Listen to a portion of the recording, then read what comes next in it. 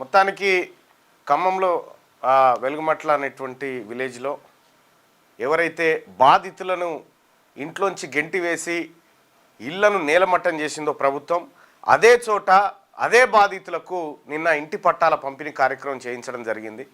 నిన్న ఖమ్మం కలెక్టరేట్లో జరిగినటువంటి ప్రోగ్రాంలో లబ్ధిదారులకు పట్టాలు స్వయంగా నేనే అందించడం జరిగింది. ఆ రోజు ఏదైతే ఖమ్మంకు వెళ్ళి ఖమ్మంలో బాధితుల పక్షాన నిలబడి ఇక్కడ ముఠా ఒకటి తయారైంది, ఈ ముఠాను ఖతం చేస్తూ బాధితులకు కూల్చిన చోటే ఇల్లిప్పియాలని చెప్పి డిమాండ్ చేసింది తెలంగాణ రాజ్యాధికార పార్టీ. సేమ్ టైం బాధితులకు కూడా భరోసా ఇస్తూ ఒక్క గుంట భూమి కూడా, గజం భూమి కూడా అక్కడి నుంచి పోనీయను అనేటువంటి మాటను పకడ్బందీగా చెప్పి ఆ తర్వాత ప్రభుత్వంతో అక్కడ ఉన్నటువంటి జిల్లా మంత్రులతో మాట్లాడడం జరిగింది. వాళ్ళందరూ కూడా అంగీకరించి అక్కడే పట్టాలు ఇవ్వడానికి నిర్ణయం తీసుకొని మొత్తం అక్కడ ఉన్నటువంటి 31 ఎకరాల భూమి, భూదాన్ భూమి, అది 62 ఎకరాలు అంటారు కానీ 62 కాదు, తప్పు.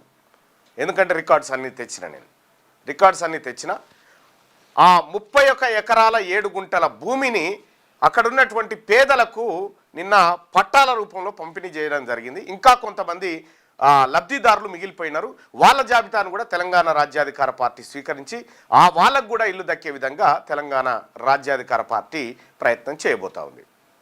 ఇది నిన్న జరిగినటువంటి కార్యక్రమం. దానికి సంబంధించినటువంటి వీడియో, నిన్న పట్టాల పంపిణీకి సంబంధించినటువంటి వీడియోని ఒకసారి చూసేటువంటి ప్రయత్నం చేద్దాం. ఎందుకంటే చాలా రాజకీయ పార్టీలు, చాలా ప్రజా సంఘాలు వెలుగుమట్లను సందర్శించినాయి. అసలు ఎండ్ టు ఎండ్ ఏం జరిగింది, ఎండ్ టు ఎండ్ అసలు స్టార్టింగ్ నుంచి ఎండ్ వరకు ఏం జరిగింది, నిన్న పట్టాల పంపిణీ చేసే వరకు ఏం జరిగింది, ఈ అంశాన్ని చాలా క్లియర్గా ఎక్కడ కూడా పొరపాటు లేకుండా చెప్పుకోవాల్సినటువంటి అవసరం ఉంది.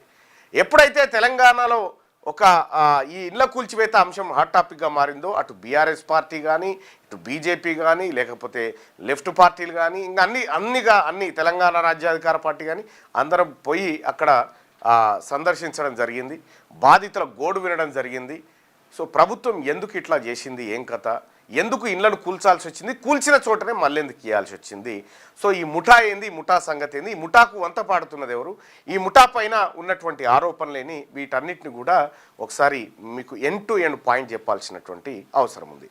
ఇది ఒకసారి ఖమ్మం కలెక్టరేట్లో నేను మాట్లాడినటువంటి మాటలు ఒకసారి చూద్దాం. కొంతమంది నాయకులు తప్పు చేస్తున్నారని, ఇంకొంతమంది మాకు అన్యాయం జరిగిపోయింది, కారకులు ఎవరో మాకు తెలియదు అనేటువంటి మాట మాట్లాడారు. ఈ కన్ఫ్యూజన్ అన్నిటితోటి ఇక్కడ కార్యక్రమం అయిపోయింది. కలెక్టర్ గారికి ఒక రిప్రజెంటేషన్ ఇస్తూ అందులో నేను ఒక పాయింట్ మెన్షన్ చేసిన, నాకు అర్థమైన కాడికి ఇది ఒక ముఠా నడుస్తూ ఉంది. ఇక్కడ ఈ భూమాఫియా ఒక ముఠా నడుస్తూ ఉంది. ఈ ముఠా పైన పీడీ యాక్ట్ నమోదు చేసి చర్యలు తీసుకోండి అని చెప్పడం జరిగింది ఆ రిప్రజెంటేషన్లో. సేమ్ టైం అక్కడ బాధితులతో మాట్లాడొచ్చి వాళ్ళని కూడా ఒక ప్రజాప్రతినిధిగా భరోసా ఇచ్చి, అమ్మ మీ భూములు ఎక్కడికి పోవు, ప్రభుత్వంతో మేము సీరియస్గా ఫైట్ చేయడానికి సిద్ధంగా ఉన్నాం, మీ భూములు మీకు ఇస్తామని ఆ రోజు వాళ్ళందరూ కూడా చెప్పడం జరిగింది. అదేవిధంగా ప్రభుత్వానికి రిప్రజెంట్ చేస్తాం. తీరా ఈ కార్యక్రమం అయిపోయింది, భోజనం చేద్దామని ఇక్కడ రామాయణం దగ్గర నేను మా జానయ్య గారు అందరం కలిసిపోయాం. పోతే ఇక కళ్ళకు నీళ్ళు వచ్చినాయి. మంత్రి గారు, ఒక మహిళ అక్కడ వాచ్మెన్ గా పనిచేస్తా ఉంది. వాళ్ళ కొడుకు అంటే ఆయన మీడియా సోదరు ప్రభుత్వం తప్పు చేస్తుందని, కొంతమంది నాయకులు తప్పు చేస్తున్నారని, ఇంకొంతమంది మాకు అన్యాయం జరిగిపోయింది, కారకులు ఎవరో మాకు తెలియదు అనేటువంటి మాట మాట్లాడారు. ఈ కన్ఫ్యూజన్ అన్నిటితోటి ఇక్కడ కార్యక్రమం అయిపోయింది. కలెక్టర్ గారికి ఒక రిప్రజెంటేషన్ ఇస్తూ అందులో నేను ఒక పాయింట్ మెన్షన్ చేసిన, నాకు అర్థమైన కాడికి ఇది ఒక ముఠా నడుస్తూ ఉంది. ఇక్కడ ఈ భూమాఫియా ఒక ముఠా నడుస్తూ ఉంది. ఈ ముఠా పైన పీడీ యాక్ట్ నమోదు చేసి చర్యలు తీసుకోండి అని చెప్పడం జరిగింది ఆ రిప్రజెంటేషన్లో. సేమ్ టైం అక్కడ బాధితులతో మాట్లాడొచ్చి వాళ్ళకు కూడా ఒక ప్రజాప్రతినిధిగా భరోసా ఇచ్చి, అమ్మ మీ భూములు ఎక్కడికి పోవు, ప్రభుత్వంతో మేము సీరియస్గా ఫైట్ చేయడానికి సిద్ధంగా ఉన్నాం, మీ భూములు మీకు ఇస్తామని ఆ రోజు వాళ్ళందరూ కూడా చెప్పడం జరిగింది. అదేవిధంగా ప్రభుత్వానికి రిప్రజెంట్ చేస్తాం. తీరా ఈ కార్యక్రమం అయిపోయింది, భోజనం చేద్దామని ఇక్కడ రామాయణం దగ్గర నేను మా జానయ్య గారు అందరం కలిసిపోయాం. పోతే ఇక కళ్ళకు నీళ్ళు వచ్చినాయి. మంత్రి గారు, ఒక మహిళ అక్కడ వాచ్మెన్ గా పనిచేస్తా ఉంది. వాళ్ళ కొడుకు అంటే ఆయన మానసికంగా వికలాంగుడైనాడు, నిలబడలేకపోతున్నాడు. ఆ చెట్టు కింద మేము భోజనం ఏర్పాటు చేసుకొని తింటుంటే, సార్ మీరు అక్కడికే వచ్చిరా సార్ అంటే అవునని చెప్పిన. సార్ నా దగ్గర ₹1,00,000 వసూలు చేశారు సార్ అని. ఎవరంటే ఆ పేరు ఇగో, ఆయన పేరు ఎవరు, ముడిగా రామయ్య అనట. ముడిగా రామయ్య అంటే ఆయన ₹1,00,000 వసూలు చేసింది సార్, మోదుగు శైలజ దగ్గర వసూలు చేసింది సార్. పాపం ఆ తల్లి ఆ కొడుకు వైద్యం చేయించుకోలేని స్థితిలో అక్కడో ఇక్కడో కాల్లో వీళ్ళో పడి ఆ డబ్బులు తీసుకొచ్చుకొని కట్టుకుంటే ఆయన ఏం చేశారంటే, ఈ ముఠాలోని సభ్యులు మీరు రేకులు తెచ్చుకోండి, రేపు అలాట్ చేస్తున్నామని చెప్పి రేకులు ఆడేస్తే అలాట్మెంట్ పక్కకు పెడితే అధికారులు వచ్చి ఆ ఉన్నాయి కూడా కొడితే ఆ రేకులు కూడా పగిలిపోయాయి. పాపం ఆ తల్లి ఫోన్ నెంబర్ లేదు నా దగ్గర, కానీ ఉంటే మాత్రం నేను గౌరవ మంత్రివర్యులకు చెప్తా ఉన్నా, ప్రత్యక్షంగా ఆమె గోస చూసినా ఆవిడ కూడా లాంటి ఇవ్వాల్సిందిగా మీ అందరినీ రిక్వెస్ట్ చేస్తా ఉన్నా. అలాగే సార్, ఈ ఖమ్మం జిల్లాలో ఎవరైతే బాధితుల చెరలో దిక్కినటువంటి వాళ్ళు ఎవరైతే ఉన్నారో, బాధితులు ఎవరైతే ముఠాలు మీకు న్యాయం గుర్తుపెట్టుకోండి. ముఠాలు నా కాడ చాలా ఎవిడెన్స్లు ఉన్నాయి. ఎవరెవరు ఎంత డబ్బులు కట్టిరు ఏం కథ అనేటువంటి ఎవిడెన్స్లు నా దగ్గర చాలా ఉన్నాయి. చూసిన తర్వాత నేను క్లియర్గా అనుకున్న, ప్రజల్ని మోసం చేసేటువంటి ఒక అసాంఘిక శక్తులు ఇక్కడ ఉన్నాయి, వాటి భరతం పట్టాలని చెప్పి గౌరవ కలెక్టర్ గారికి కూడా నేను రిప్రజెంటేషన్ ఇచ్చిపోయినా. ఇవాళ ఏదేమైనప్పటికీ కూడా 311 మందికి పట్టాలు ఇస్తూ రాష్ట్ర ప్రభుత్వం మా అందరి కోరిక మేరకు నిర్ణయం తీసుకున్నందుకు రాష్ట్ర ప్రభుత్వానికి కృతజ్ఞతలు తెలియజేస్తూ, అలాగే ఒక ఇల్లు కడితే సరిపోదు, సౌకర్యాల సంగతి కూడా కొంత తేల్చాల్సినటువంటి అవసరం ఉంది.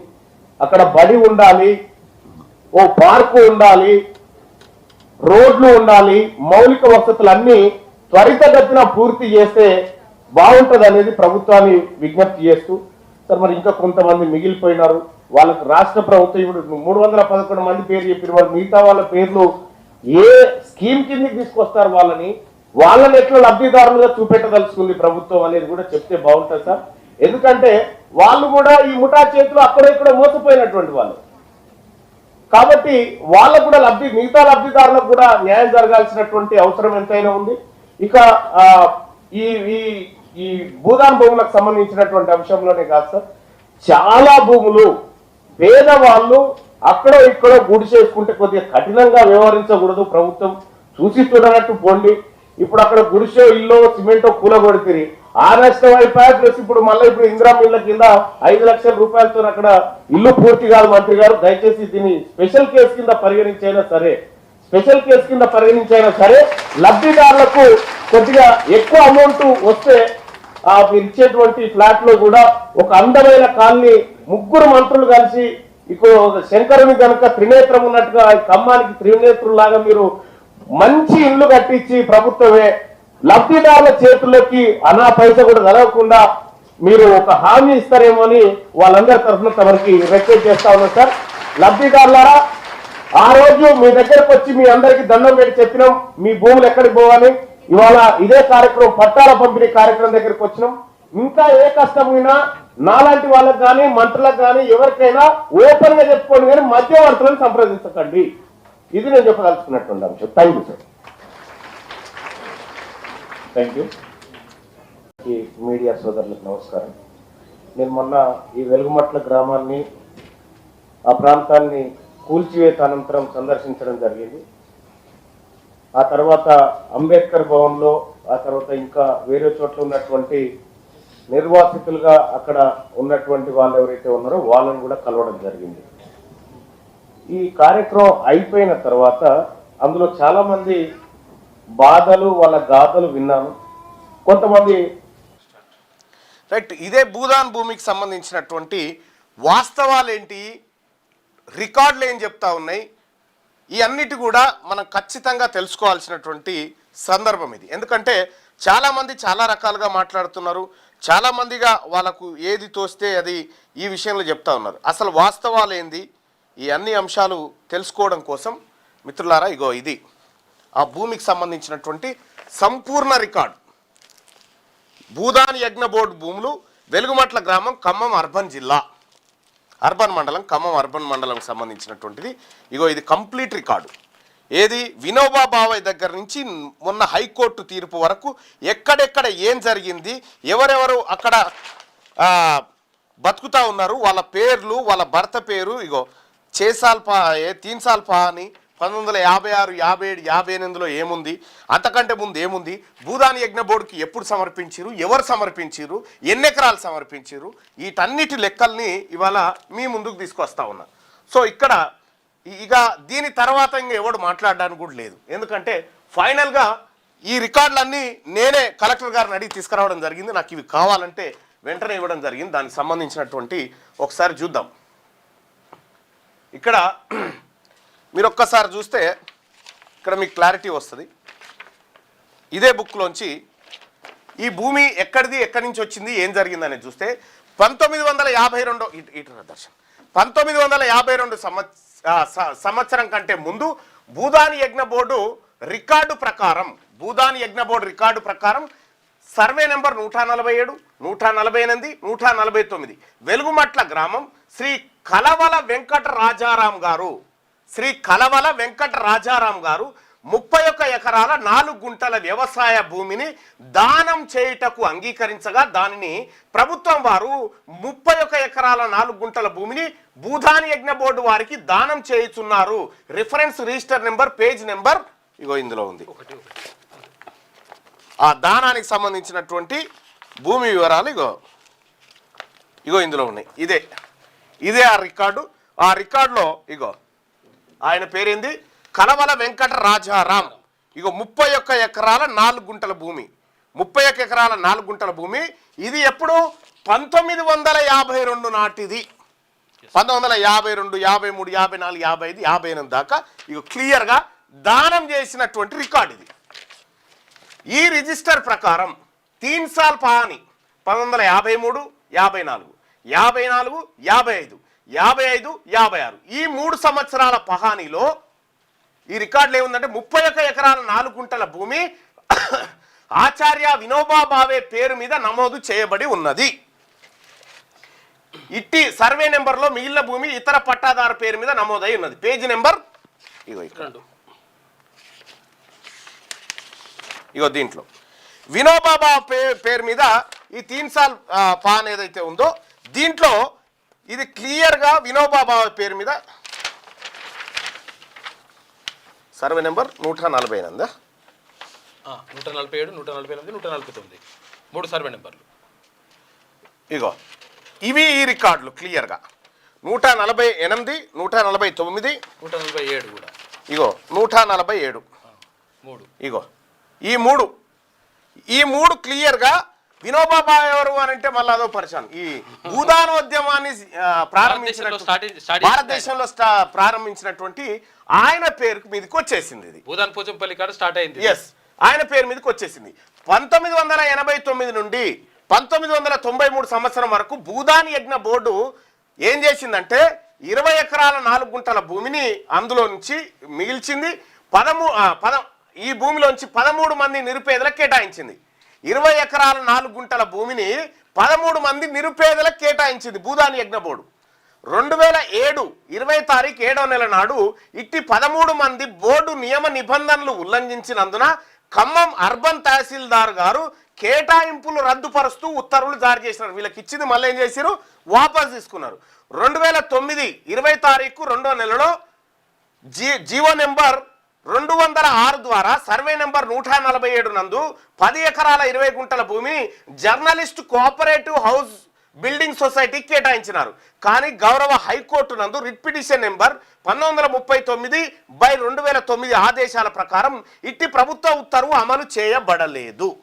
కోర్టు అడ్డుకుంది. ఇప్పుడు కోర్టు అడ్డుకుంటుంది అంటే దానికి సంబంధించినటువంటి కోర్టు ఉత్తర్వు కూడా ఇచ్చిన ప్రతి భూమికి పైన కోర్టు అడ్డుకుంటుంది. ఎందుకంటే కోర్టు అట్లా ఉన్న భూమిలో ఇస్తారు.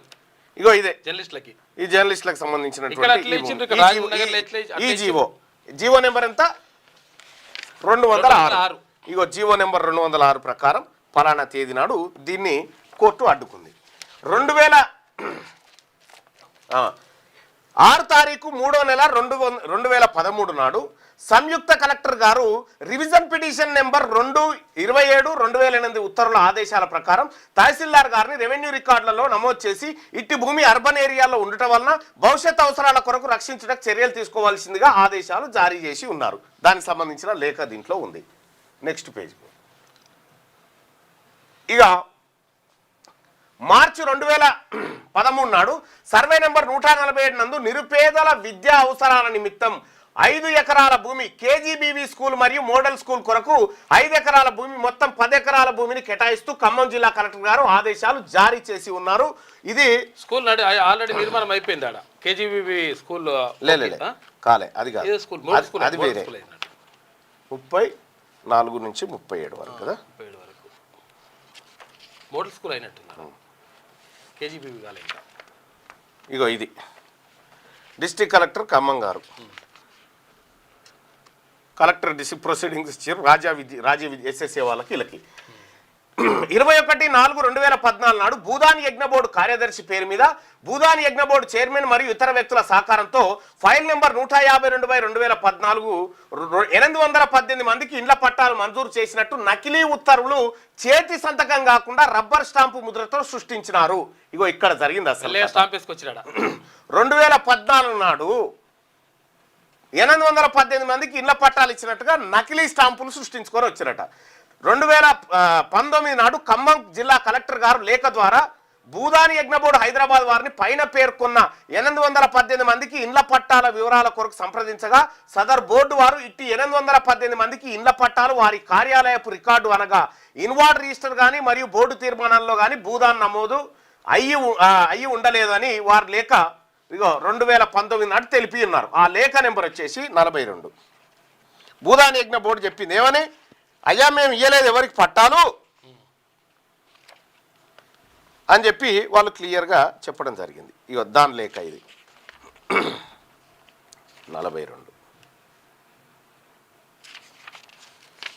ఇగో ఇది 42 నుంచి 47, 48, 40, 51 క్లియర్గా ఇందులో మేము ఎవరికి ఇయ్యలేదని చెప్పి క్లియర్గా చెప్పడం జరిగింది. అంటే ఇది 42 నుంచి 47, 48 నుంచి 51 పేజీ నెంబర్లు. తేదీ 2019 30 తారీఖు ఏప్రిల్ నాడు ప్రభుత్వం వారు ఖమ్మం జిల్లా కలెక్టర్ గారిని అన్యాక్రాంతం కాబడిన భూదాన్ భూమి నుండి వారిని ఖాళీ చేయించవలసిందిగా ఖమ్మం అర్బన్ తహసీల్దార్ వారికి తగు ఉత్తర్వులు జారీ చేయవలసిందిగా కోరినారు. 2019 కేసీఆర్ ప్రభుత్వ హయాంలో వాళ్ళని ఖాళీ చేయించడానికి ఉత్తర్వులు ఇచ్చారు, వాళ్ళని ఆడికి నిలగొట్టడానికి. నెక్స్ట్ పేజ్ తీసుకో. తర్వాత 2019 5 తారీఖు 5వ నెల నాడు ఖమ్మం జిల్లా కలెక్టర్ గారు పోలీస్ కమిషనర్ వారికి భూదాన్ భూమి అన్యాక్రాంతం కాబడిన భూమి నుండి వారిని ఖాళీ చేయించే విషయం నందు సహాయం కావాలని మరియు పోలీసు వారి సహకారంతో ఖాళీ చేయించాలని తహసీల్దార్ వారిని కోరి ఉన్నారు. కానీ గౌరవ హైకోర్టు నందు కేసులు విచారణలో ఉన్నందున ఇది సాధ్యపడలేదు. కోర్టులో విచారణ సాగుతుంది కాబట్టి సాధ్యపడలేదు.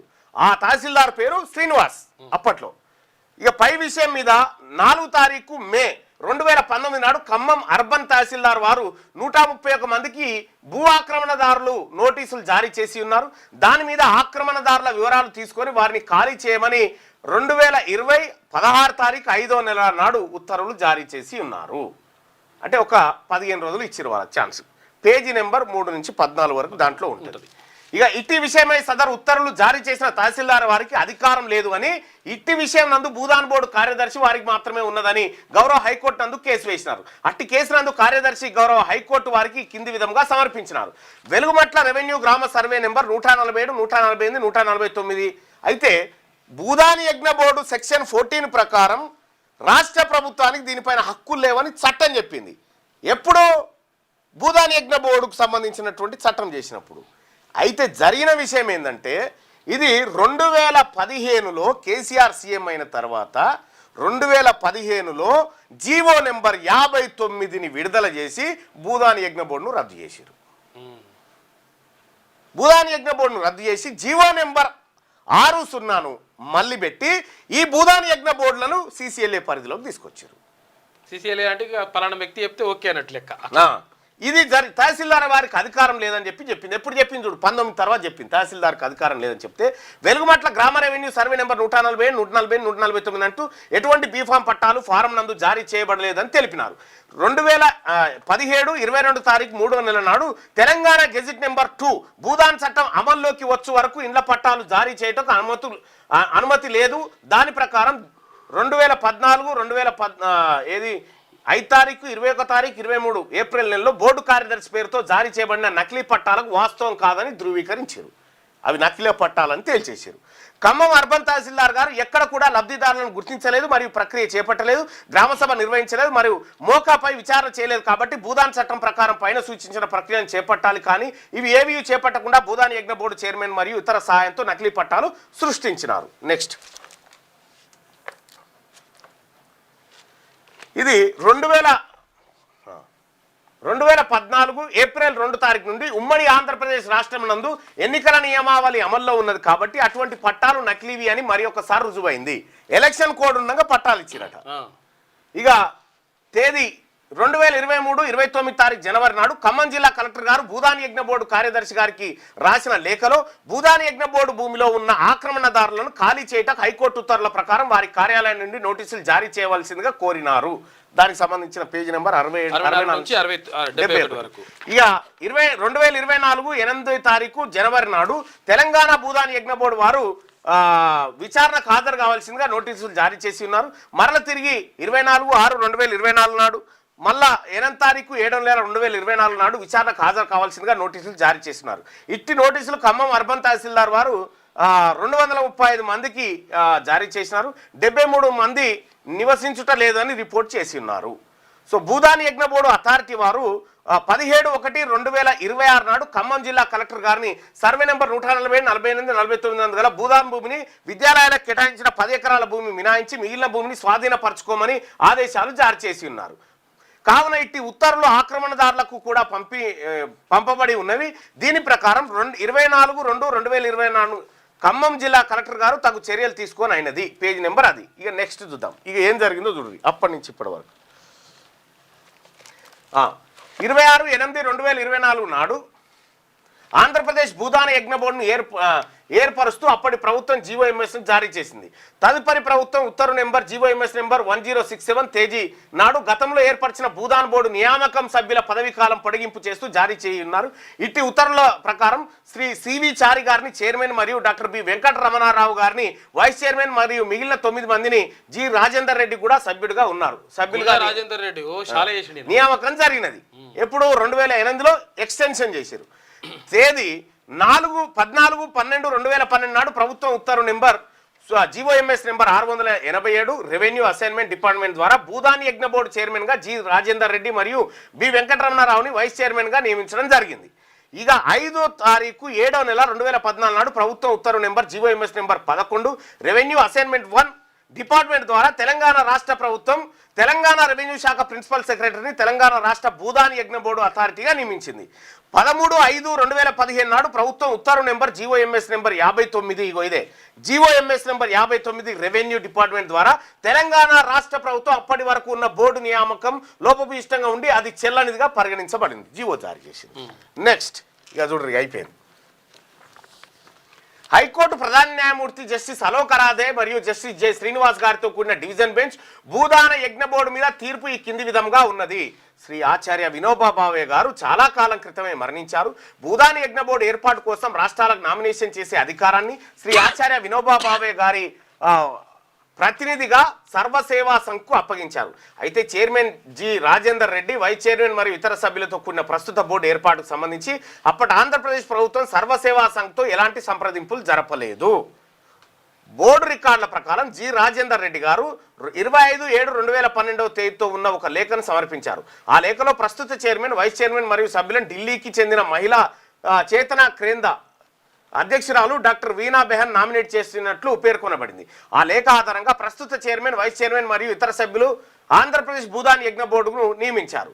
మహిళా చేతన కేంద్రం అనేది సర్వసేవా సంఘ్ కాదు అని పేర్కొనబడింది. అనంతరం డాక్టర్ వీణా బెహన్ గారు 21వ తారీఖు మార్చి తేదీతో రాష్ట్ర ప్రభుత్వానికి ఒక లేఖ ద్వారా తెలియజేసినది ఏమనగా ఆమె తన జీవిత కాలంలో ఎప్పుడూ దివంగత శ్రీ వినోబా భావే గారి ప్రతినిధిగా పనిచేయలేదు లేదా ప్రస్తుత board chairman G Rajender Reddy vice chairman మరియు ఇతర సభ్యులను నామినేట్ చేసే అధికారాన్ని తనకెవరూ అప్పగించలేదని స్పష్టం చేసి రామని చెప్పిందట.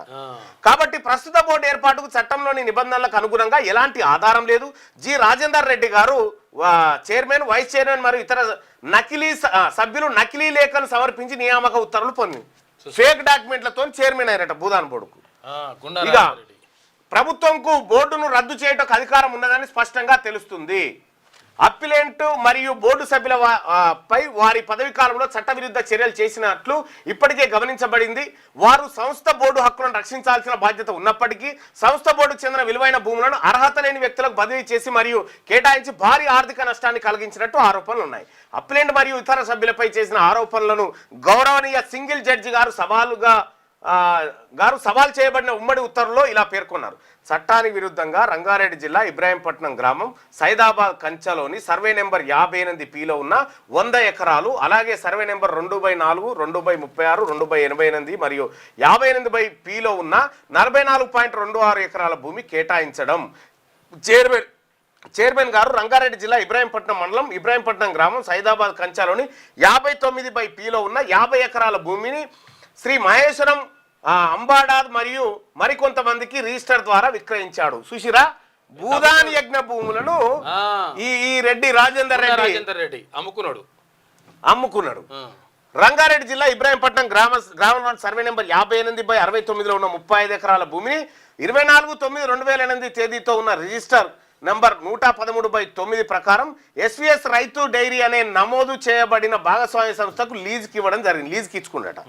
అలాగే చైర్మన్ గారు రంగారెడ్డి జిల్లా ఇబ్రాహీంపట్నం మండలం ఇబ్రాహీంపట్నం గ్రామంలోని సర్వే నెంబర్ 59Pలో ఉన్న 15 ఎకరాల భూమిని ఎంబైఎస్ గోపాల్ గోశాల ట్రస్ట్ ఆ ట్రస్ట్ యొక్క మేనేజింగ్ ట్రస్టీ ప్రతినిధిగా 28 సంవత్సరాల కాలానికి తేదీతో ఉన్న డాక్యుమెంటు ద్వారా లీజుకి ఇచ్చిండు. ఇగో ఇదయ్యా భూదాన్ కథ. మనకు తెలిసింది ఏంటంటే ఆ ఖమ్మంలో ఉన్నటువంటి భూమి 62 ఎకరాలు కాదు, రికార్డుల ప్రకారం అది 34 ఎకరాలు 4 గుంటలుగా తేలింది. అది ఎవరిచ్చిరో కూడా క్లియర్గా మనకు ఇక్కడ రాసి ఉంది. ఈ భూమి ఎవరిచ్చిరో అనేది కలవల వెంకట రాజారాం గారు 31.04 ఎకరాల భూమిని భూదాన్ యజ్ఞ బోర్డుకి ఇచ్చిండు. ఇస్తే ఆ భూమి ఇన్ని రకాలుగా పోయింది. ఈ మధ్యలో విషయం ఏంటంటే భూదాన్ యజ్ఞ బోర్డును జీవో నెంబర్ 59 తర్వాత పేరుతో తెలంగాణ ప్రభుత్వం కేసీఆర్ దాన్ని రద్దు చేసిండు. జీవో నెంబర్ 60తో వాటిని రెవెన్యూ శాఖలో విలీనం చేస్తూ ఉత్తర్వులు చేసిండు. ఇప్పుడు భూదాన్ బోర్డుకు ఈ భూమికి సంబంధం లేదనేది స్పష్టత వచ్చింది. ఒకవేళ ఇది భూదాన్ బోర్డు ఉంటే గనక భూదాన్ బోర్డుకు ప్రభుత్వానికి సంబంధం లేకుండా ఉంటుండే ఈ భూమి పైన. ఇక్కడ వీళ్ళు ఏం చేసిరు, ఈ నకిలీ పట్టాలు చూపించి ప్రజల దగ్గర డబ్బులు వసూలు చేసి లక్షల రూపాయలు కోట్ల రూపాయలు వసూలు చేసినటువంటి ముఠా ఏదైతే ఉందో ఆ ముఠాని పట్టుకొని ప్రభుత్వం జైలు వేసి ఆ పేదలు ఎవరైతే ఉన్నారో ఏది ఒక్కొక్క ఇల్లును 3-4 అమ్మిరు. ఇల్లు ముఠా 3-4 ఒక్కొక్క జాగాను వాళ్ళని జైల్లో వేసి అదంతా సాఫ్ చేసి లేఅవుట్ చేసి పేదలకు 311 మందికి పట్టాలు ఇచ్చింది ప్రభుత్వం. వాళ్ళకు స్కూలు, తర్వాత షాపింగ్ కాంప్లెక్స్, పార్కు, రోడ్లు, వాటర్ అన్ని ఫెసిలిటీలు కల్పించడం కోసం నిన్న చర్యలు తీసుకుంది. ఇది జరిగినటువంటి ఈ మధ్యలో నేను ఆ రోజు పోయినప్పుడు కూడా చెప్పిన, మొదటి రోజు పోయినప్పుడు ఇక్కడ ఓ ముఠా ఉన్నది, ఈ ముఠా సంగతి తేలాలని చెప్పిన. ఇప్పుడు ఆ ముఠా కటకటాల పాలైంది. వసూలు రాజాలంతా జైళ్లలో ఉన్నారు. తెలంగాణ ప్రభుత్వం ఈ చీడ పురుగులను ఏరేయడానికి చాలా స్ట్రిక్ట్గా యాక్షన్ తీసుకుంది. అయితే ప్రభుత్వానికి కూడా చెప్తా ఉన్నా, కూల్చాల్సినటువంటి అవసరం ఏమొచ్చిండే? వాటినే ఉంచి మంచోళ్ళను కరెక్ట్ ఉన్న వాళ్ళని చూసి రెగ్యులర్ అందులో నకిలీలు ఎవరైతే ఉన్నారో వాళ్ళని లేపొచ్చు కదా. అట్లా అయిపోతుండే ఈజీగా ఉంటుండే. అది కూల్చి అట్లా నష్టం చేసిరు. బాధితులు కన్నీటి గోడ అయితే కల్లార చూసింది ప్రభుత్వం. తర్వాత నిన్న లబ్ధిదారులతో మాట్లాడితే సార్ మాకు న్యాయం జరిగింది సార్ అని చెప్తా ఉన్నారు. ఇంకో కొంతమంది సార్ మాకు పట్టాలు రాలేదని చెప్తున్నారు. ఆ పట్టాలు రాలేదనేటువంటి వాళ్ళు ఎవరైతే ఉన్నారో వాళ్ళ విషయం కూడా ప్రభుత్వంతో మాట్లాడడం జరిగింది. వాళ్ళ సంగతి కూడా తేల్చమని చెప్పడం జరిగింది. ప్రభుత్వం సానుకూలంగా స్పందించింది. ఇది జరిగినటువంటి కథ. ఒక ఎమ్మెల్సీగా, పట్టభద్రుల ఎమ్మెల్సీగా, తెలంగాణ రాజ్యాధికార పార్టీ నడిపిస్తున్నటువంటి నాయకుడిగా నేను నా పార్టీ చేసినటువంటి కార్యక్రమం ఇది కంక్లూజన్. ఇది కంక్లూజన్. మీరందరూ చూసిరు. నేనే పోయి కలెక్టరేట్లో కూర్చొని పట్టాల పంపిణీ కార్యక్రమాన్ని మంత్రులతో సహా నిర్వహించడం జరిగింది. ఇది జరిగినటువంటి కథ. ఇందులో ఎవరెవరు ఉన్నారు? ఇటువంటి చీడపురులు ఏరేద్దాం, మరి ఏరేయాలి కదా. అదే జరిగింది. ఇక కొంతమంది ఇక మంత్రులు మేస్తందుకని, లేకపోతే వీళ్ళు తింటందుకని, వాళ్ళు తింటందుకని రకరకాలుగా ఏవో చెప్పారు. కానీ ఎప్పుడైనా రికార్డులు మాట్లాడతాయి, డాటా మాట్లాడుతుంది.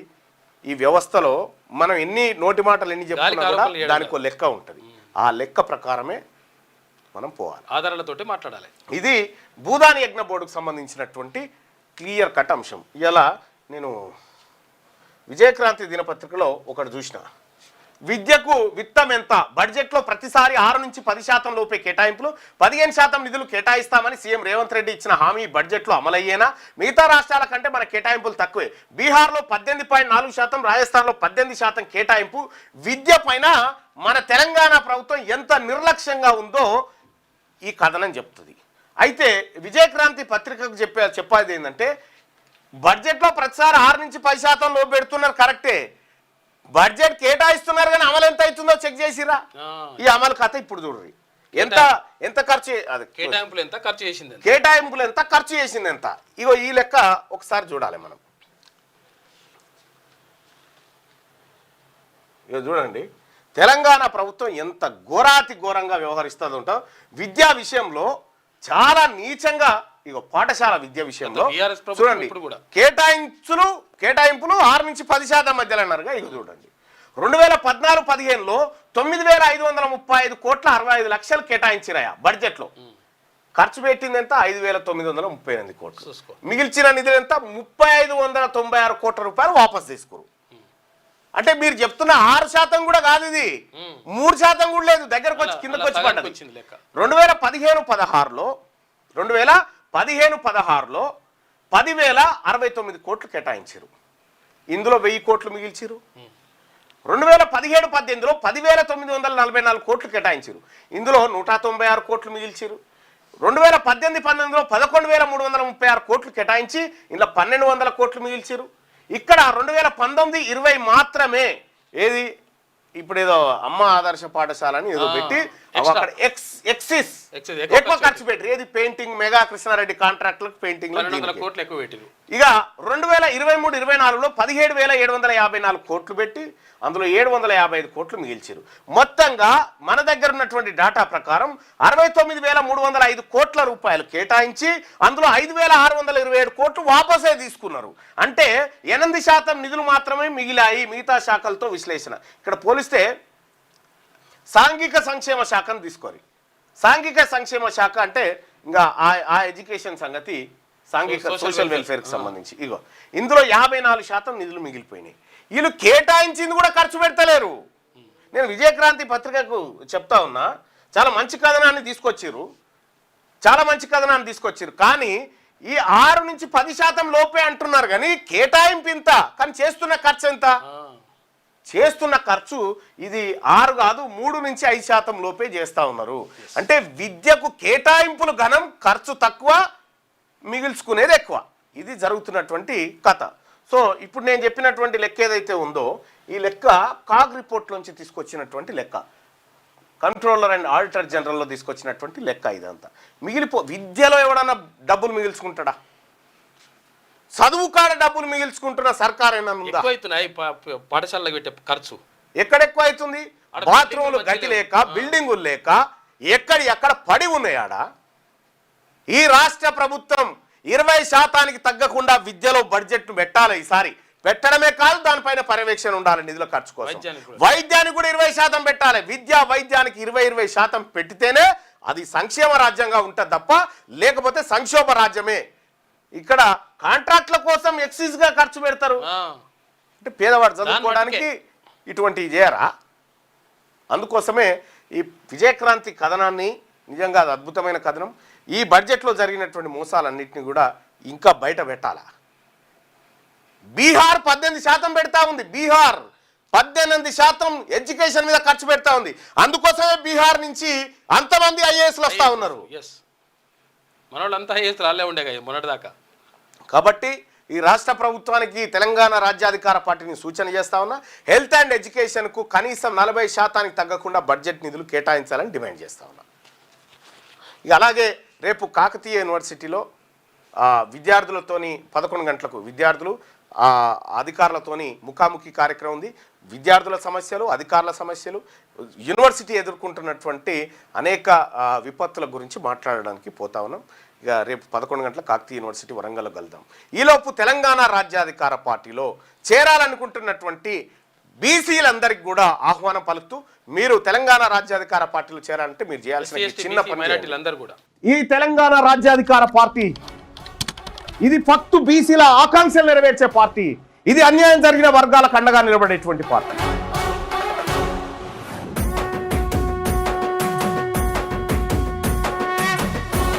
తెలంగాణ రాజ్యాధికార పార్టీ చేరాలంటే 9866524314 ఈ నెంబర్ కు వాట్సాప్ లో మిస్ కాల్ ఇవ్వండి. ఈ నెంబర్ కి మీరు మీరు మీరు మీరు మిస్ కాల్ ఇవ్వగానే మీకు ఒక లింక్ వస్తుంది. ఆ లింక్ పైన క్లిక్ చేసి మీరు దాంట్లో మన ఇందులో జాయిన్ కావచ్చు. తెలంగాణ రాజ్యాధికార పార్టీలో వెంటనే జాయిన్ కావచ్చు. ఆ లింక్ ద్వారా మీరు ఎంటర్ అయితే